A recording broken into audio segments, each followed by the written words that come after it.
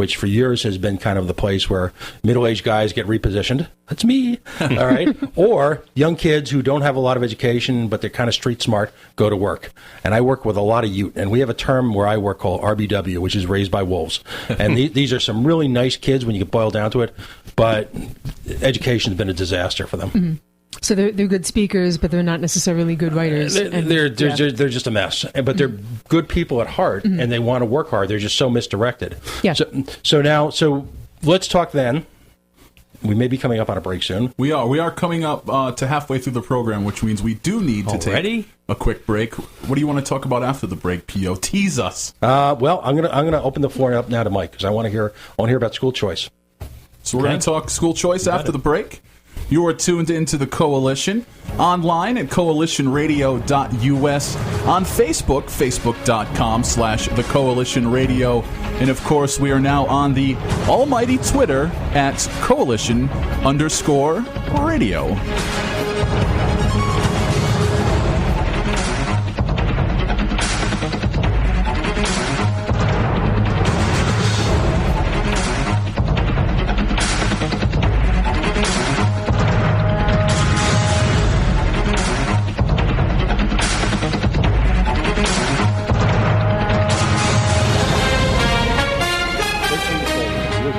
Source for cannabis culture, with a print magazine, radio show, live events, and so much more. Check them out online at 13folds.com.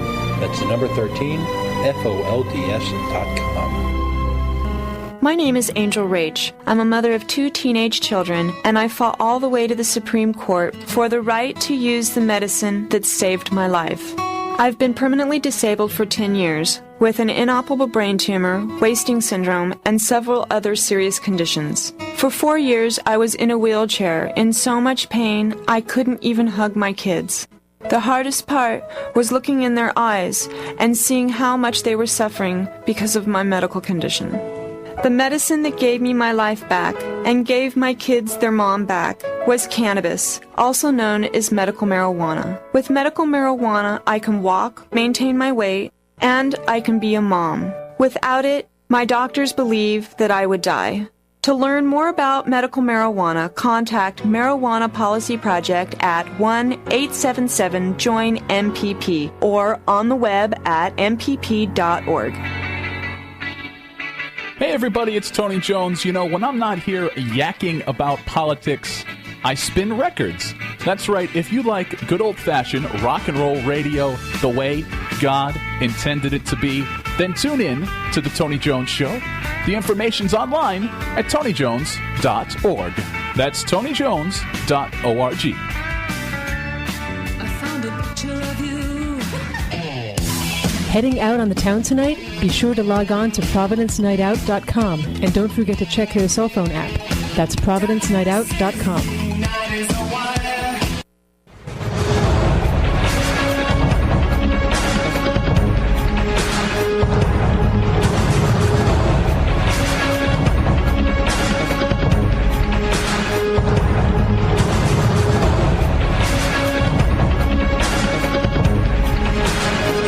Tony Jones here. You are tuned in to the Coalition online, coalitionradio.us. Christine's here. P.O. Taxpayer is here. Mike is here from the Rhode Island Center of Freedom and Prosperity. We're talking school choice, and school choice, I think, is, people don't realize, if you look at Rhode Island and if you look at from Warwick to Westerly and those areas, it's a huge scene out there. It's not really a scene, but there's a huge support out there for homeschooling and school choice, and the fact that even, it's weird because when you think of school choice, you think of education, you think of the city, you think of the ghetto, but there's people out in the suburban areas that are just as concerned and just as interested. And I always talk about that with congressional candidates for that district, and that these people are completely ignored and they're on your side. And a lot of people don't think about that part of the state as far as political activism. But let's get a little bit more into school choice, as we talked about before the break. Well, one of the things where let me give you a little advance. Your listeners will be the first to hear. So on Tuesday, which is going to be the 30th, 30th, we're going to be co-releasing a poll conducted by the Friedman Foundation, Milton Friedman's group for educational choice. They're invested in this state. We're one of the groups they're working with here. They're working with some other grassroots parents groups as well. But they did a poll over the summer, and we'll be releasing the results. And some of the highlights is that people are following education pretty closely. That's one of the issues they follow. While the economy is certainly the number one, they're aware of education, and they see it very much as being on the wrong track, especially parents of kids in school. They're surprisingly, even in this state, even without any knowledge sometimes of what a voucher is, if you look at the voucher portion or scholarship portion of school choice, because charter schools are a form of school choice, and as you know, we have corporate tax credits here too. That's another form of school choice. And when they're told what vouchers are, especially, they're surprisingly supportive of it, especially among minority groups. In fact, minority groups and Republicans, as it turned out, tracked the highest in supporting school choice. So it's an interesting issue politically. It's an interesting issue from just a real person, family, child point of view. And it's got so many nuances to it. We're just beginning to do some research. Along with releasing the poll, we're also going to be putting out an initial paper, which we go after some myths about school choice that the unions like to float around. Mm-hmm. So we'll be addressing some of those, like, well, it's taking money out of the public school system, but, well, kind of, but not really. So there's a lot of things like that we'll do in the midst. So we feel like we need to define the issue on our terms, and we'll be doing that Tuesday with the poll results and with the initial report. But it's going to be the first, just like you've heard us on the 0 sales tax campaign. It's going to be something that you're going to be hearing a lot from us about over the coming year or two, or as long as it takes. Yeah, it's an important issue, and we'll be linking to that through our Facebook page, and you can find the Center for Freedom and Prosperity through there as well. Will you be tying a lot of this issue into the gubernatorial campaign as it advances? Are you going to put them on the spot? Well, it's not our. We don't have that leverage to put them on the spot. But we hope. I can tell you this: that it's part of our strategy to try to raise enough awareness so that it does become a gubernatorial level issue during next year's campaign. We're pretty sure the sales tax is going to be that already, and we're going to devote the same energy to school choice. I have my fingers crossed on it, but like I said, we're just releasing our first real information on this coming week, but it'll be a steady flow from here on after. So, yes, I hope so, because I think how can any gubernatorial candidate ignore an issue like that if we're helping raise awareness on it? Well, we look forward to that. We'd like to have you on again to flesh that out as the campaign proceeds, because it's truly there's this huge issue just sitting out there. Who was it? One of the Rhode Island Manufacturers Association defined the typical Rhode Island student as borderline functional in the workplace, and that was the term he used. So no, we wish you well on that. 0%. How far did you really get? You feel this legislative session, and where's the next challenge?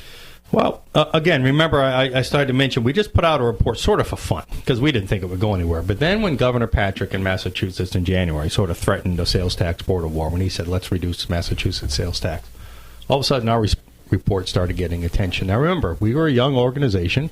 We're looking for our way into the debate.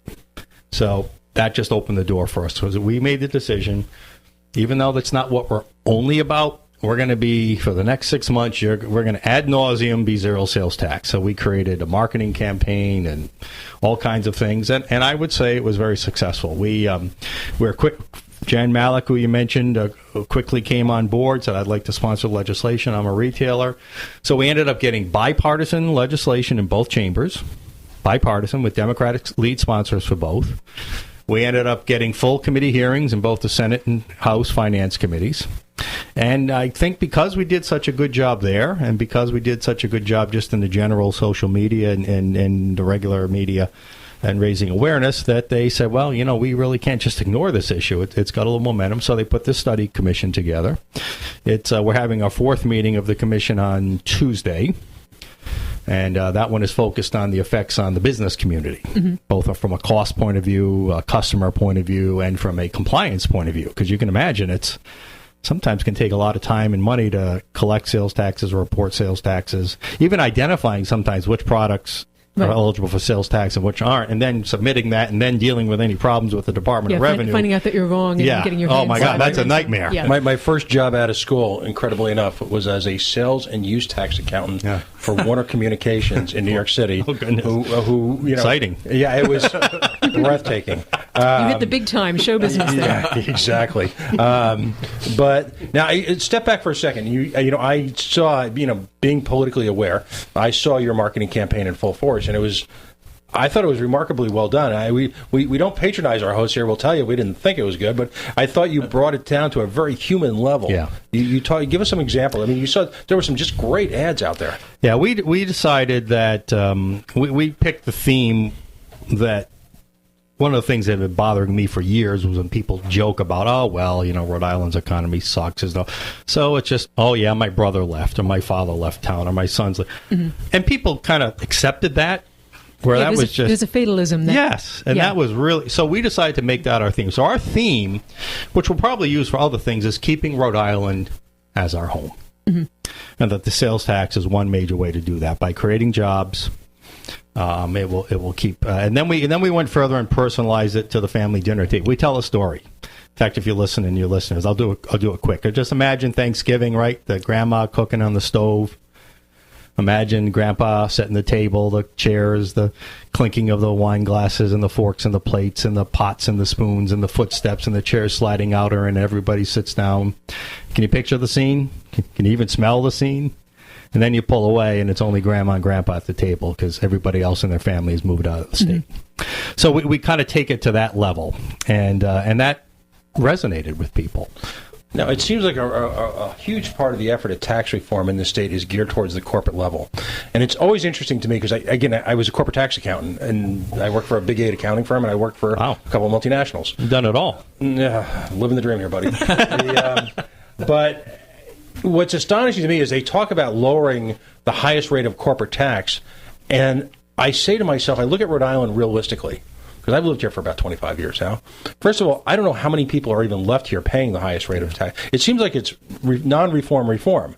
Right. Whereas they're helping probably one company. Right. Whereas if you look at, and this is where progressives need to get on board with libertarians, because the minute the progressives here lower the taxes, they just there's this knee-jerk, oh my God, we're helping the corporations. Or the rich, right. Right.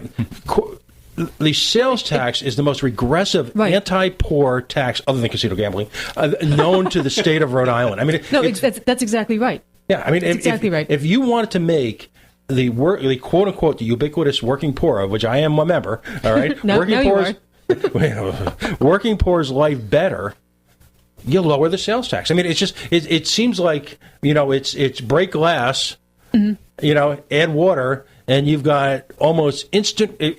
Rhode Island, it's like that old show Emergency. They need the heart, they need the paddles. And it just strikes me that that's exactly what this state needs. Now, is this an experiment, or are there other states that have done away with their sales tax, and what's their experience been? To your point first, Kristen, right?